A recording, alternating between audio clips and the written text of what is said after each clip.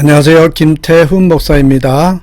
빵집 목사의 뚜벅뚜벅 메시지, 오늘은 창세기 묵상 13번째, 영성 깊은 신앙을 위해 꼭 필요한 세 가지는, 영성 깊은 신앙을 위해 꼭 필요한 세 가지는 창세기 8장 1절부터 22절의 말씀 가지고 오늘 뚜벅뚜벅 메시지 시작하겠습니다. 자, 시작하기 전에 우리 주님 앞에서 선포하고 하루를 시작하고 또한 말씀을 보았으면 좋겠습니다. 나는 예수님 때문에 행복합니다. 나는 예수 안에 있어서 평안합니다. 이렇게 고백하며 하루를 시작하고 마무리하시길 바랍니다. 자, 오늘 본문으로 들어가 보죠. 노아의 방주가 여러분 얼마나 있었을까요? 노아 600세 되던 해 2월 10일에 방주에 들어갔거든요. 그리고 나서 601살 그 되던 해 2월 27일에 방주에서 내려왔습니다. 2월 10일에 들어갔다가 그 다음에 2월 27일에 나온 것입니다. 대략 방주에 있었던 기간은 1년 20일 정도라고 말할 수 있습니다. 이 기간은 노아 가족에게는 인내와 강구의 시간들이었습니다. 우리가 홍수 후에 노아의 일처리 모습을 한번 보십시오. 그는 갑자기 뜨거워졌다가 갑자기 실망하는 변덕스러운 스타일의 사람이 아니었습니다. 물이 감소한 것을 알고 어떤 단계를 밟습니까? 6절 말씀을 보면은 그는 먼저 창문을 열고 까마귀를 내어 놓습니다. 자, 창문을 열고 까마귀를 내어놓고요. 그리고 까마귀가 홍수 후에 수많은 먹이를 보고 아무런 공헌도 하지 않고 무슨 단서를 주지 못하자 노아는 실망하지 않고 그 다음에 비둘기를 내어 보냅니다. 그런 식으로 비둘기를 세 번째 내어놓고 돌아오지 않자 그때야 방주의 뚜껑을 제치고 보았습니다. 그때가 그 이듬해 1월 1일이었습니다. 그러자 눈에는 땅의 물이 감한 것이 보였어요. 그 장면을 보고 얼마나 방주에서 내려오고 싶었겠습니까? 얼마나 오랫동안 기다렸던 건데요. 그런데 보십시오. 그는 바로 내려오지 않습니다. 그리고 다시 57일간 준비 기도를 하고 2월 27일이 되어서야 비로소 땅이 마른 것을 보고 방주에서 나왔습니다.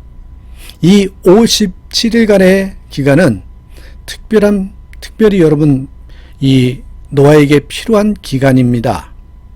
이 최후의 57일을 참지 못해서 마지막에 실패하는 경우가 얼마나 많습니까? 이 일련의 과정을 보십시오. 노아는 성급하게 행동하지 않았습니다. 그런 신중한 신앙생활을 보면서 우리는 그의 차원 높은 영성을 발견하게 됩니다. 영성은 무작정 하나님 앞에서 무릎 꿇고 있는 것만이 아닙니다. 또한 무작정 세상을 향해 뛰쳐나가는 것만이 아닙니다. 여러분, 영성은 때를 기다리면서 하나님의 뜻을 구하려는 노력을 계속 하다가 때가 되었을 때 사명을 가지고 세상으로 뛰어드는 것이 참된 영성입니다. 그래서 여러분 잊지 마십시오. 영성은 때를 기다리면서 하나님의 뜻을 구하려는 노력을 계속 하다가 때가 되었을 때 사명을 가지고 세상으로 뛰어드는 것. 노아는 하나님의 뜻을 중시했지만 하늘만 바라보고 무턱대고 기다리지 않았습니다. 사물이 변하는 상황에 따라 그 상황을 주관하는 하나님의 뜻을 확인하려는 노력을 끊임없이 행했던 모습을 보게 됩니다. 그래서요, 어떻게 합니까? 창을 열고 까마귀를 보내고 비둘기를 보냈습니다. 그리고 물이 감한 것을 확인하고 나서도 바로 뛰어나가지 않고 땅이 마를 때까지 침착하게 기다렸습니다. 여러분, 하나님 앞에서 영성이란 바로 이런 영성을 말합니다. 성도의 영성에는 기도와 병행해서 기대, 기다림, 노력, 관찰, 그리고 확인, 이 절차가 있어야 합니다. 기도하면서 기대하고 기다리고 노력하고 관찰하고 그리고 확인하는 거죠. 또한 때가 되었을 때는 용기 있게 세상을 향해서 사명감을 가지고 머뭇거리지 않고 나가야 합니다. 우리도 노아처럼 침착함과 과단성이 겸비된 그런 영성이 깊은 그리스도인이 되었으면 좋겠습니다. 자, 그런데 여러분, 이런 노아의 영성, 깊은 영성을 소유했던 노아, 그 모습을 보면서 우리가 이런 신앙을 소유하기 위해서는 어떻게 되는지 한번 여러분과 함께 나누겠습니다. 자, 영성 깊은 신앙을 소유하기 위해서는 여러분 아주 특별한 게 아닙니다. 아주 기본적인 것들이에요. 그러나 그것이 정말 뚜렷하게 내 마음속에 간직하며 삶 가운데 적용하는 거겠죠.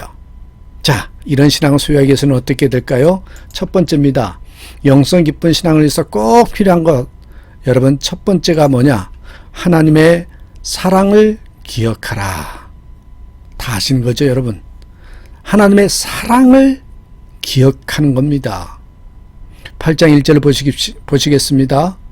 하나님이 노아와 그와 함께 방주에 있는 모든 들짐승과 육축을 곤념하사 바람으로 땅 위에 불게 하심에 물이 감하였고, 이 구절에서 곤념했다라는 말은 기억하셨다는 말입니다. 비록 노아 식구가 방주 안에 있으므로 구원을 얻었지만 방주 안에서 오래 생활하면서 점점 힘든 것을 느꼈을 것입니다. 그런 상황이 계속되면서 가끔 이런 생각이 들 수도 있을 것입니다. 하나님께서 지금 우리를 기억하실까? 하나님께서 지금 우리를 기억하실까? 그 질문에 대해서 오늘 본문에서는 분명히 말하고 있습니다. 하나님께서 노아뿐만 아니라 그와 함께 방주에 있는 모든 들짐승과 육축까지 기억하셨다. 곤념하사, 이런 표현을 쓰고 있습니다. 우리도 살면서 힘든 일을 만나면 가끔 이런 질문하죠. 하나님 왜 제게 이런 일이 생기게 하셨나요? 저를 돌아보십니까? 이런 질문을 드리고 싶을 때가 있지 않습니까? 우리는 하나님의 자녀입니다. 왜 자녀를 돌아보시지 않겠습니까? 이사야 49장 15절에 이런 말씀이 있잖아요. 뭐라 그래요? 이사야 49장 15절에 여인이 어찌 그 젖먹는 자식을 잊겠으며 자기 태에서 난 아들을 긍휼히 여기지 않겠느냐? 그들은 혹시 잊을지라도 나는 너를 잊지 아니할 것이라. 우리는 어떤 일을 만나도 결코 하나님의 사랑에 대한 확신을 잊지 말아야 합니다. 가끔 하나님께서 우리에게 시련과 기도 제목을 주시는 것은 우리를 망하게 하려는 것이 아니라 우리를 바른 길로 가게 하려는 하나님의 뜻입니다. 하나님은 언제나 우리를 기억해 주십니다. 그처럼 우리도 언제나 하나님의 사랑을 기억해야 됩니다. 하나님의 사랑을 기억하고 가슴에 품고 있으면요, 깊은 영성을 소유할 수 있다는 겁니다. 가끔 보면 하루살이처럼 사는 성도들이 있습니다. 그들은 조금만 어려움이 생겨도 과거의 축복을 다 잊어버립니다. 물론 잘 잊어먹는 것이 항상 나쁜 것만은 아닙니다. 슬픈 일을 잘 잊어버려야 되잖아요. 그러나 받은 복은, 받은 축복은 오랫도록 기억하고 감사해야 합니다. 그래서 아무리 힘든 일이 있어도 이전에 받은 하나님의 은혜와 축복을 기억하고 말씀과 기도와 봉사의 자리를 지켜야 되는 것이겠죠. 그러면 어떤 문제도 곧 잠잠하게 되거든요. 우리가 하나님의 은혜와 축복을 잊지 않으면 우리는 흔들리지 않는 믿음을 가질 수 있습니다. 하나님의 사랑이 가슴속에 뜨겁게 머물러 있으면 절대 흔들리지 않습니다.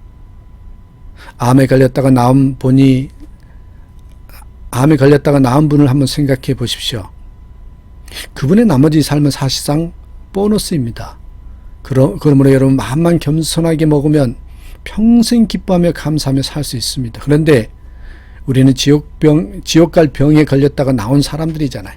엄밀하게 따져보면 우리는 지옥 갈 사람인데 그것에서 우리가요 구원받았단 말입니다. 그러니까 나머지 삶은 진짜 보너스입니다. 그 생각만 해도 우리는 평생 감사하며 살 수 있습니다. 그처럼 지옥 갈 엄청난 병이 치유되었는데 삶에서 조금 힘들면 원망하고 짜증내면 얼마나 안타까운 삶입니까? 우리 신실한 성도들은 결코 그렇게 살지 말아야 합니다. 힘든 일이 생길 때 우리는 하나님 우리에게 베푼 은혜, 그 사랑을 기억해 내야 합니다. 우리가 어떤 병에 걸렸든지 사업이 흔들리든지 무슨 일을 당했든지 간에 하나님이 우리를 구원해 주신 그 놀라운 은혜 하나만으로도 우리는 평생 감사해야 합니다. 지금 어렵고 힘든 일이 있습니까? 하나님께서 주셨던 놀라운 구원의 은혜와 무수한 축복을 기억하고 사랑을 기억하고 그래서 항상 기뻐하고 쉬지 말고 기도하고 범사에 감사하면서 살 수 있기를 바랍니다. 그렇게 살 때 하나님은 당연히 적절한 시점에 하나님의 때에 문을 열어주시는 것이 하나님의 인도법이라는 거 아시지 않습니까? 기억하십시오. 하나님의 사랑을 기억하라. 이게 바로 깊은 영성을 가진 사람들의 모습입니다. 두 번째는 뭘까요? 우리가 깊은 영성 하는데 요 깊은 영성 깊은 신앙을 위해서 꼭 필요한 두 번째는요. 하나님의 사명을 기억하라는 것입니다. 오늘 보면 15절에서 18절 말씀에 보면 노아의 식구들이 하나님의 명령대로 방주에서 나오고 노아와 함께한 모든 혈육 있는 생물들도 함께 나왔습니다. 방주가 아무리 안전하고 좋아도 때가 되면 방주 밖으로 나와야 하는 것처럼 우리 구원받은 성도들은 교회 안에서만 안전하게 있지 말고 사명을 가지고 교회 밖으로 나가야 합니다. 우리는 하나님의 사랑도 기억하고 동시에 하나님의 사명도 기억할 줄 알아야 합니다. 아프리카 밀림에 사자와 개똥지바퀴가 있었습니다. 어느 날 개똥지바퀴가 사자와 누구 소리가 더 멀리 퍼지는지 내기를 하자고 합니다. 사자는 말도 되지 않는 소리를 하니까 대꾸도 안 했는데 너무 개똥지바퀴가 내기를 하자고 졸라요. 할 수 없이 사자가 그래 하자, 그래 해보자고 하면서 으르렁거리는 소리를 냈습니다. 개똥집바퀴도 힘껏 소리를 냈습니다. 시합을 끝낸 후에 둘은 산을 몇 개 넘어 사슴에게 누구의 소리를 들었냐고 물어봤습니다. 그러자 사슴은 사자 소리는 못 들었는데 개똥집바퀴 소리는 들었다고 합니다. 왜 그렇게 되었을까요? 왜 그렇게 됐느냐? 사자는 혼자 소리를 질렀는데 개똥집바퀴는 한 마리가 울면 또 다른 것이 따라 울면서요 밀림을 울음소리로 가득 채운 것입니다. 한 사람의 소리가 작은 것 같아도요 그것이 진실한 소리라면 반드시 엄청난 영향을 미치게 될 것이라는 그런 메시지를 주고 있는 것입니다. 여러분 아십니까? 저와 여러분이 그런 한 사람이 되어야 합니다. 우리의 모습이 아주 미약한 모습인 것 같아도 하나님의 말씀대로 실천하면 반드시 우리를 통해서 하나님의 영광이 나타나고요 영향력이 있는 삶을 살 수 있게 될 것입니다. 여러분 하나님이 주신 사명을 기억하라. 근데 여러분 그 사명이라는 것이 아주 엄청난 게 아니고요. 삶의 자리에서 하나님의 사랑을 전하고요. 복음의 전달자로 살아가면 되는 것입니다. 그 사랑을 기억하시되 그 사명도 기억하는 저와 여러분 되시길 바랍니다. 자, 마지막 여러분 세 번째입니다. 영성 깊은 신앙을 위해서 꼭 필요한 세 번째. 예배를 삶의 최우선에 두라. 예배를 삶의 최우선에 두라. 하나님의 사랑을 기억하라. 하나님의 사명을 기억하라. 예배를 삶의 최우선에 두라. 그러면 깊은 영성을 갖는 그런 신앙이 된다. 여러분 다 아는 내용이죠. 20절 말씀 보십시오. 노아가 여호와를 위하여 단을 쌓고 모든 정결한 짐승 중에서와 모든 정결한 새 중에서 취하여 번제를 단에 드렸더니 노아의 가족들은 방주 안에서 1년 20일 동안 생활을 했습니다. 그리고 난 다음에 땅이 말라서 방주 밖으로 나왔어요. 흙냄새를 맡으면서 얼마나 감격했겠습니까? 그때 그들이 가장 처음으로 했던 일이 무엇이었습니까? 본문에 보니 하나님께 번제를 드리는 일이었습니다. 보통 사람이라면 그때 하고 싶은 일을 참 많이 있어서 그것부터 할 수도 있을 거예요. 그리고 해야 할 일이 산더미같이 많이 쌓여 있었습니다. 거의 폐허가 된 상태에서 새로 집도 지어야 하고 씨도 뿌려야 했습니다. 그러나 노아는 가장 먼저 예배하는 일부터 했다는 것입니다. 그 예배를 하나님은 어느 것보다도 기쁘게 받으셨습니다. 여러분 21절 22절 한번 보시겠어요? 여호와께서 그 향기를 흠향하시고 그 중심에 이르시되 내가 다시는 사람으로 인하여 땅을 저주하지 아니하리니 이는 사람의 마음에 계획하는 바가 어려서부터 악함이라. 내가 전에 행한 것 같이 모든 생물을 멸하지 아니하리니 땅이 있을 동안에는 심음과 거둠과 추위와 더위와 여름과 겨울과 낮과 밤이 쉬지 아니하리라. 하나님은 무엇보다 우리의 신령과 진정으로 드려지는 예배를 기뻐하십니다. 예배는 하나님을 가장 기쁘게 하는 것이고 우리가 예배를 잘하면 우리의 영혼의 기쁨이 넘치게 될 것입니다. 사람의 가장 중요한 존재 목적은 하나님께 예배하고 교회의 가장 중요한 존재 목적도 하나님께 예배하는 것입니다. 성도의 삶의 중심에는 산 예배가 있어야 합니다. 이스라엘 백성들이 광야에서 행진할 때 법궤가 출발하면 온 백성들이 함께 출발했지요. 법궤가 머물면 온 백성이 함께 그 주변에 머물렀습니다. 그리고 동서남북 각각 세 지파씩 이 법궤를 향하여 텐트를 치게 했습니다. 그것은 성도는 항상 하나님만 바라보고 그 삶의 중심에 예배가 있어야 한다. 이 메시지를 전하고 싶었던 것입니다.